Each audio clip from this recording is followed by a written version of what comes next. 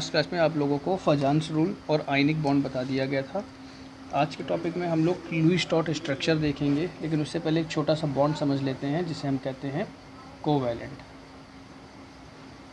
Bond, सहसंयोजी बंध। इसमें क्या होता है, इलेक्ट्रॉनों की शेयरिंग होती है। इलेक्ट्रॉनों की साझेदारी से जो बंध बनते हैं उन्हें हम क्या कहते हैं, कोवैलेंट बॉन्ड कहते हैं। फॉर एग्जांपल हाइड्रोजन और क्लोरीन है। हाइड्रोजन में एक इलेक्ट्रॉन है, क्लोरीन में 1 2 3 4 5 6 7 होते हैं। एक एक इलेक्ट्रॉन की शेयरिंग कर लेंगे तो यहाँ पर क्या आ जाएगा, सिंगल बॉन्ड, कोवैलेंट बॉन्ड। जबकि कोवैलेंट बॉन्ड कई तरह से डिवाइडेड हुए थे, ठीक है। तो इसको अभी हम एक एक करके समझते चलेंगे, लेकिन हमारा जो पहला इसमें टॉपिक हमको पढ़ना है वो है हमारा Lewis dot structure.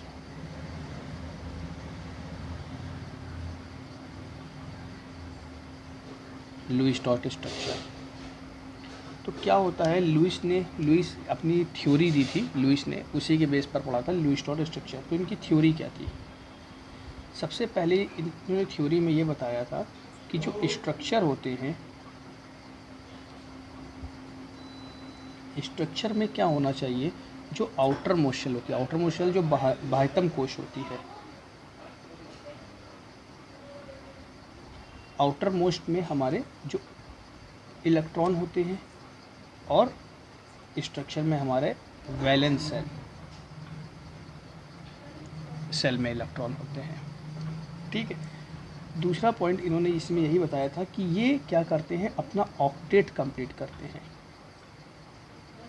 Octet rule, octet complete करते हैं। ऑक्टेट रूल क्या होता है, मतलब आपने आउटर मोस्ट शेल में किसी न किसी तरह से 8 इलेक्ट्रॉन कंप्लीट करेंगे, ठीक है।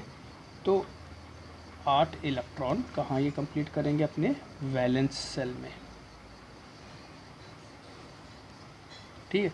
हाइड्रोजन के लिए डुप्लेट रूल चलता है, इसमें 2 इलेक्ट्रॉन होते हैं। तीसरा और सबसे मेन पॉइंट जो था कि जो ऑक्टेट रूल होता है, ऑक्टेट रूल ये हम सेंट्रल एटम के लिए, फॉर सेंट्रल एटम, इसके लिए हम इसको निगलेक्ट कर सकते हैं, निगलेक्ट कर सकते हैं। क्यों निगलेक्ट कर सकते हैं? वैलेंसी कंप्लीट करने के लिए। कैसे निगलेक्ट करते हैं, ठीक है, किस तरह से करते हैं ये भी स्ट्रक्चर में सब बताएंगे। लेकिन निगलेक्ट तभी करेंगे जब इसके पास 8 इलेक्ट्रॉन या इससे ज़्यादा इलेक्ट्रॉन होंगे, तभी ये क्या करेगा, निगलेक्ट करेगा, ठीक है। तो ये हमारा जो थ्योरी दी थी, किसने दी थी, लुईस ने दी थी। इसी को लुईस थ्योरी या इसी से हमारे लुईस डॉट स्ट्रक्चर निकले थे। अब लुईस डॉट स्ट्रक्चर के कुछ रूल थे। रूल क्या था, इसमें हमारा पहला रूल था rule of selecting central atom. Central atom तो क्या होता था, सेंट्रल एटम जैसे हम H2SO4 का स्ट्रक्चर बनाएंगे, H2SO4 का स्ट्रक्चर बनाएंगे तो इसमें हम सेंट्रल एटम किसको रखेंगे, ऐसा थोड़ी ना ये बीच में है तो इसको रख लेंगे। जो एग्जांपल N2O5 का बनाएंगे तो अब इसमें किसको रखेंगे, ठीक है। तो इसके लिए हम क्या देखते हैं, सबसे पहले इसमें देखा जाता है लीस्ट नंबर। दूसरी चीज़, जिसकी इलेक्ट्रोनेगेटिविटी क्या हो, लीस्ट हो, या फिर लार्ज साइज या हाई एटॉमिक नंबर। इतने पॉइंट पर हम सेंट्रल एटम का डिसीजन करते हैं कि कौन सा हमारा सेंट्रल एटम होने वाला है, ठीक है।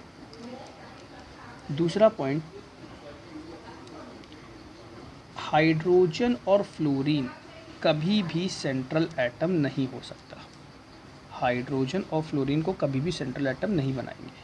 तीसरा पॉइंट, कौन कौन हो सकते हैं, oxygen, sulphur, phosphorus, nitrogen, carbon, ये सब हमारे क्या हो, सिलिकॉन, ये सब क्या हो सकते हैं, सेंट्रल एटम हो सकते हैं, ठीक है। दूसरा पॉइंट, दूसरा rule, octet of corner atom must be complete. होता क्या है, जो कॉर्नर पे एटम, जैसे कोई स्ट्रक्चर हमने बनाया जो कॉर्नर के एटम पढ़ रहे हैं तो उनका ऑक्टेट कंप्लीट, इसमें देखो 1 2 3 4 5 6 7 8 कंप्लीट है। इसका भी देखो हाइड्रोजन में 2 इलेक्ट्रॉन होते हैं, डुप्लेट चलता है, कंप्लीट है। जो कॉर्नर के जो एटम है उनका 8 उनमें 8 इलेक्ट्रॉन कंप्लीट होना चाहिए। केवल हाइड्रोजन में हमारा क्या चलता है, डुप्लेट, मीन्स 2 इलेक्ट्रॉन का। देखो हाइड्रोजन में 2 इलेक्ट्रॉन है, ठीक है। तीसरा पॉइंट, जो सेंट्रल एटम है, सेंट्रल एटम हैव 8 और मोर इलेक्ट्रॉन। सेंट्रल एटम के पास 8 या उससे ज़्यादा इलेक्ट्रॉन होने चाहिए। चौथा point, central atom tries to remain maximum covalency. Central atom try करता है वो ज़्यादा से ज़्यादा कोवैलेंसी बना सके, ठीक है। जैसे ऑक्सीजन की कोवैलेंसी होती है 2, सल्फ़र के आउटर मोस्ट शेल में 6 होता है तो इसकी कोवैलेंसी हो जाएगी 6। नाइट्रोजन के आउटर मोस्ट शेल में 5 होते हैं लेकिन ये बॉन्ड केवल 4 ही बनाता है।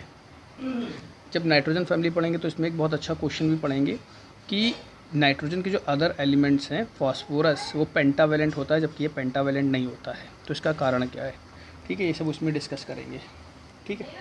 पांचवा point, if positive charge is there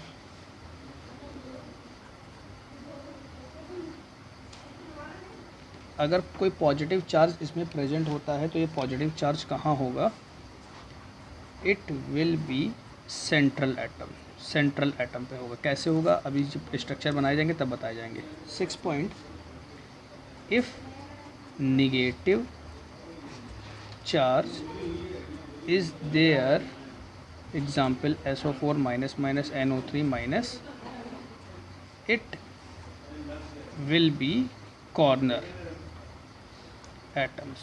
negative charge कहाँ होंगे, कॉर्नर एटम पे होंगे, ठीक है। तो ये इसके 6 पॉइंट्स हैं जो लुईस ने दिए थे, इसी के बेस पर हमारे सारे स्ट्रक्चर बनेंगे। स्ट्रक्चर तो नॉर्मली बन सकते हैं, कुछ लोग इसकी कैलकुलेशन भी बताते हैं कि कैलकुलेशन से भी स्ट्रक्चर को देखा जाता है कि स्ट्रक्चर हमारा सही है कि नहीं सही है। वो कैलकुलेशंस कौन सी होती हैं, Q is equal to valence electron of all atom minus positive charge minus, यहाँ पे प्लस होता है, माइनस निगेटिव चार्ज। क्यों जो है यहाँ पर हमारा नंबर ऑफ इलेक्ट्रॉन्स है। नेक्स्ट पॉइंट इसमें निकलता है bond pair electron. Bond pair electron के लिए फॉर्मूला होता है 2 into number of bonds. Next, lone pair electron. Lone pair का मतलब ये हुआ कि अगर 2 इलेक्ट्रॉन है तो एक पेयर कहा जाएगा। इसके लिए फॉर्मूला बनेगा Q into bond pair electron.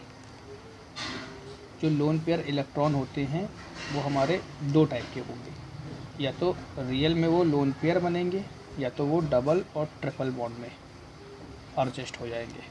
एक एग्जांपल से देखो, पहला स्ट्रक्चर जैसे H2, ठीक है। H2 का नॉर्मल स्ट्रक्चर कैसे हम बना सकते हैं, हाइड्रोजन के आउटर मोस्ट शेल में 1 है, इसमें भी 1 है, डुप्लेट रूल चलता है तो ये क्या करेगा, एक एक इलेक्ट्रॉन की शेयरिंग कर लेगा। एक एक इलेक्ट्रॉन की शेयरिंग कर रहा है तो क्या हो जाएगा, सिंगल बॉन्ड हो जाएगा। कैलकुलेशन के बेस पे अगर इसका स्ट्रक्चर देखें तो हम इसमें पहले Q निकालें। Q इसमें क्या हो जाएगा, टोटल इलेक्ट्रॉन। तो इसके देखो कितने इलेक्ट्रॉन हैं, 1 है, इसमें भी 1 है, तो टोटल इलेक्ट्रॉन कितने आ रहे हैं इसमें, 2। ये ऐसे भी कर सकते थे, हाइड्रोजन में हमारा कितना इलेक्ट्रॉन होता है, 1 होता है, हाइड्रोजन के 2 है, multiply by 2, 2।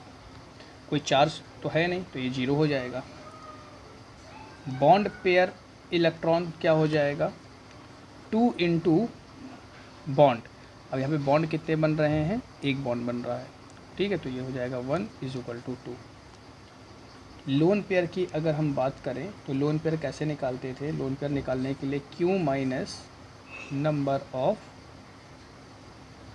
Bond pair electron, तो Q है 2, बॉन्ड पेयर है 2, 0। ठीक है, तो इसमें देखो हाइड्रोजन में जब एक एक इलेक्ट्रॉन की शेयरिंग हो रही है, यहाँ पर एक एक इलेक्ट्रॉन की शेयरिंग हो रही है, ठीक है, तो वैलेंस सेल में जो इनके इलेक्ट्रॉन आ रहे हैं 2 आ रहे हैं। ठीक है, बॉन्ड पेयर की बात करें कि जो बॉन्ड में इलेक्ट्रॉनों की पेयरिंग हो रही है वो भी कितनी हो रही है, 2 इलेक्ट्रॉन की पेयरिंग हो रही है। और लोन पेयर कोई इलेक्ट्रॉन छूट तो रहा नहीं है, तो लोन पेयर क्या हो जाएगा, 0।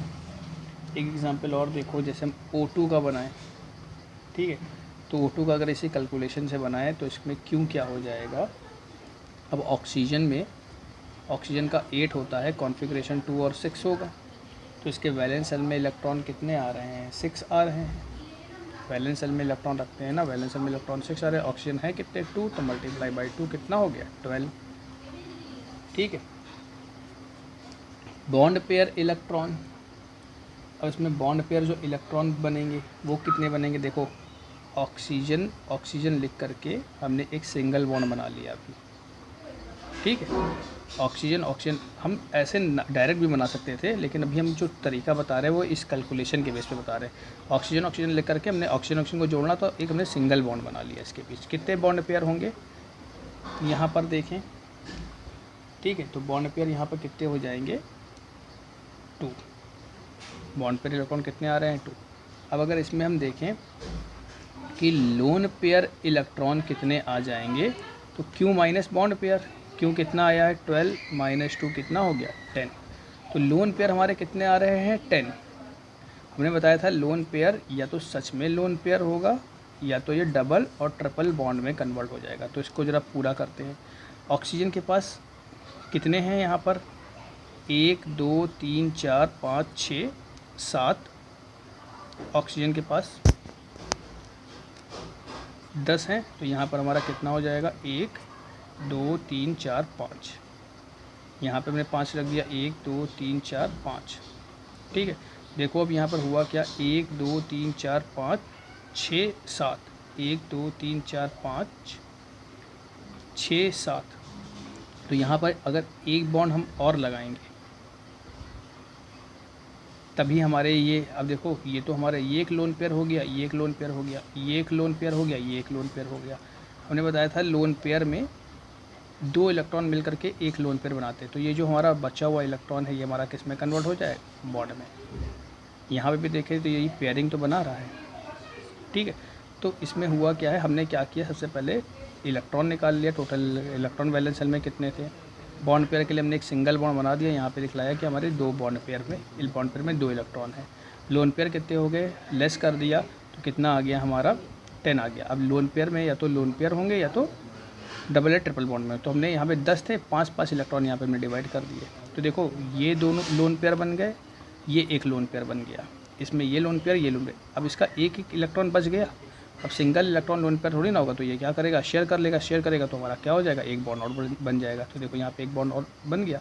अब इसके इलेक्ट्रॉन चेक करो, 8 कंप्लीट हो गए, 1 2 3 4 5 6 7 8, 1 2 3 4 5 6 7 8। ठीक है, तो इस तरह से कैलकुलेशन तब किए जाते हैं जब मान लो कि कंपटीशन में कोई क्वेश्चन पूछ लिया जाए, तो इसमें 4 ऑप्शन दिए जाएंगे, तो चारों हो सकता है मैच कर रहे हो, तब उस टाइप से इसमें क्वेश्चन ये किए जाते हैं। वरना हम इसका डायरेक्ट स्ट्रक्चर बना सकते थे। ऑक्सीजन के आउटर मोस्ट शेल में कितने हैं, 1 2 3 4 5 6, 1 2 3 4 5 6, 2 इलेक्ट्रॉन की इन्होंने शेयरिंग कर ली। यहाँ पर क्या आ गया, डबल बॉन्ड आ गया। लेकिन इससे ज़्यादा हेल्प होती है। ठीक है, और भी इस पर कुछ स्ट्रक्चर बताए जाएंगे। अब जो नेक्स्ट क्लास आएगी इसी के स्ट्रक्चर पे ही आएगी।